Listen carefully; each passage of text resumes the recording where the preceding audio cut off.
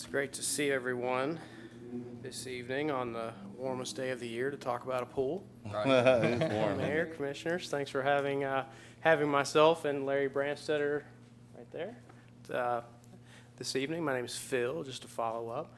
And it's been a pleasure to work on this report with Brian, the park board, Amy, and Paul now. So very fun. But tonight we just wanted to recap where we are, I guess, in conclusion of the report and everything that we've been putting together. It's been a long process, and we're happy where we've ended, and I just wanted to report where we are.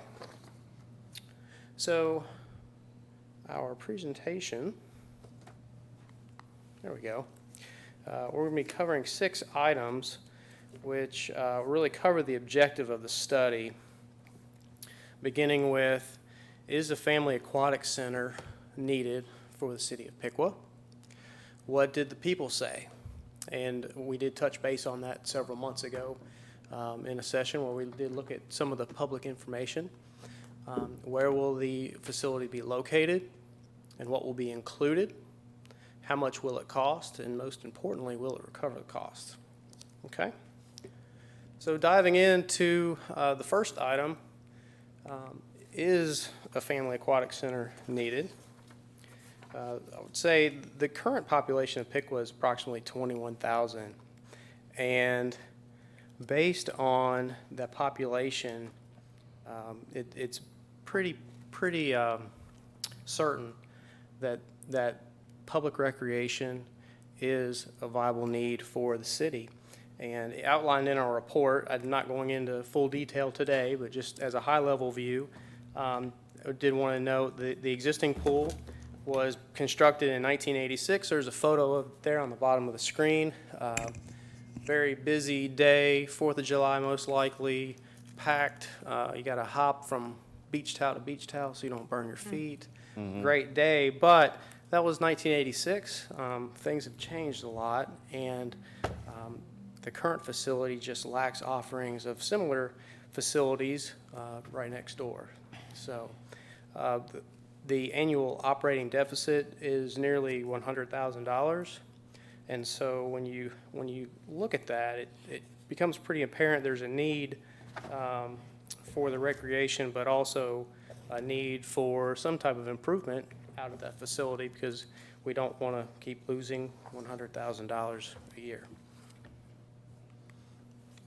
So the next topic we wanted to cover was the public input, and I'll really brag on Brian and really the citizens and you all as well.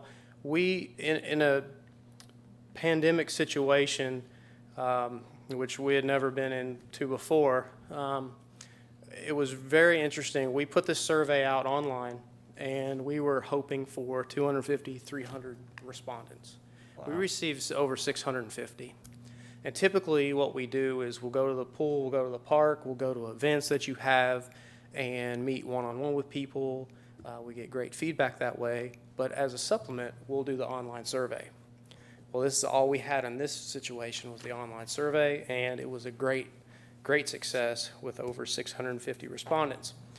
And so within that survey, there was 8 questions ranging from where do you live, how old are you, how often do you visit the pool, do you have any children, what are your favorite features, what are your favorite programs, what would you like to see in the pool, what do you not like about the pool.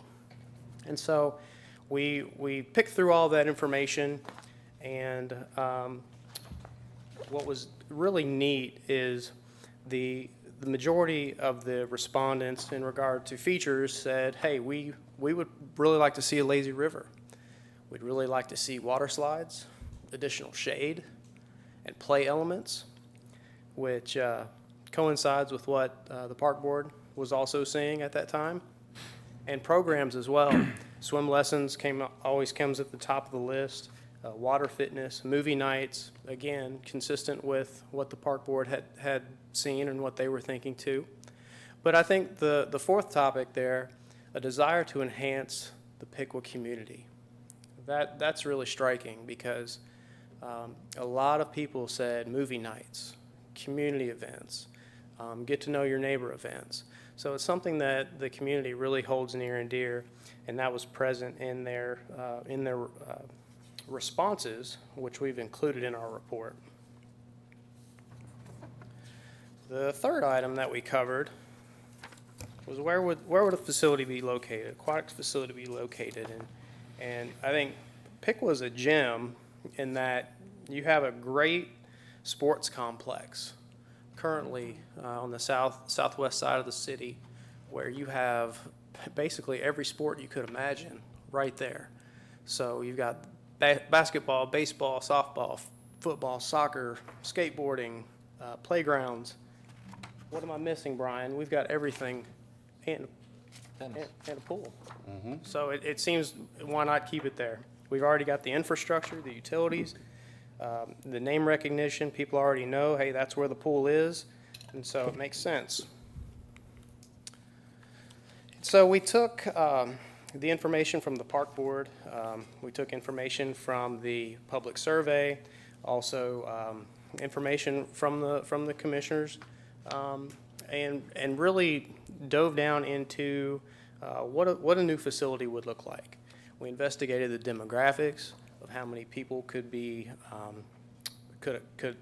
many people the facility could accommodate, and from that we have metrics where we can determine the water surface area, the deck or lounging area, and here are the first two items. We have approximately 10,000 square feet of water surface area, 30,000 square feet of deck and lounging, just for people that don't want to get wet. Maybe they're doing some sun tanning and things like that.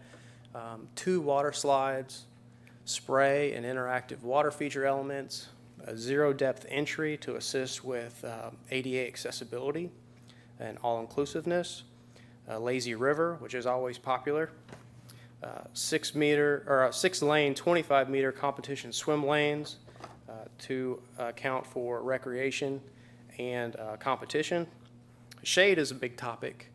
We can never have enough shade. Food service, the better food offerings that you provide will assist in creating a longer stay. A party room, locker rooms, and then staff and support spaces. And so developing this program list here really created this next slide where we begin to program the existing pool and what it could be. And so the factors that I just mentioned go into really developing a right size facility, because we don't want something that's too small. People will feel too crowded and not come. We don't want something too big where it's then not feasible to operate. And so in this graphic, we have really accounted for all of the public desires, the park board desires, and came to a sensible conclusion that it would make sense to do a new facility which could be supported, and it would include interactive spray structures, a zero depth beach entry, a combination lazy river with shades over it, splashdown area for water slides, shades, party rentals, but also the 6-lane swim competition swim pool. And what's interesting about that is it's in the current dive well of the existing pool. So we're really trying to take advantage of the existing hole in the ground, if you will, while sprucing it up and creating a fun new element. Also, we would consider maintaining the existing pump building because we already have utilities there and it has great access for chemical deliveries. At the bottom of the screen, the building in brown there, that would be a new building, a new support building for the facility where people would enter into the facility, and highlighted right in the middle of the building in yellow that runs up down on the screen is the main public entrance where People would come from the existing parking lot, pay their gate fee, and then enter into the facility. The left portion of the building is more for staff, concessions, and a party rental space. The right side of the building is more restrooms and locker rooms and support space. And so breaking this out, really creating a fun and dynamic floor plan. This is one of my favorite types of building types because we can have fun with the floor plan. And in this concept, it resembles a wave. And so just having fun and being creative is a nice opportunity. So the big question, the last two items at the end, I combine these into one slide. How much will it cost, and will it recover the cost? In this concept, we were looking at the opinion of cost to be approximately $7.4 million. However, the forecasted annual attendance is approximately 39,000. Currently, you have 9,000 people go to your pool, which is why you have that large deficit. So based on the forecasted attendance, the admission rates, rentals, and programs that could be offered, such as swim lessons or senior activities, or you name it, we could do it. But based on that, we come to an annual operating income of approximately $236,000.